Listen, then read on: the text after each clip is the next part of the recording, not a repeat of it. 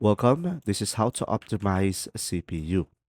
So first, manage startups application. So press Control Shift Escape to open the task manager and go to the startup tab.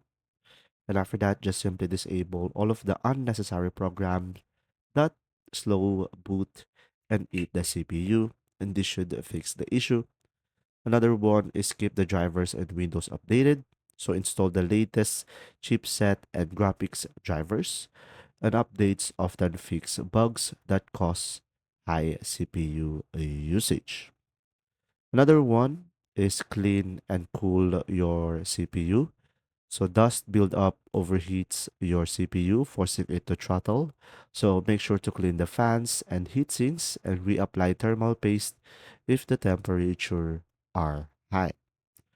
Now, you could also optimize software usage. So make sure to close background applications you don't need, and in demanding tasks, avoid multitasking to free the CPU cycles. I hope this video helped you out. Thanks for watching.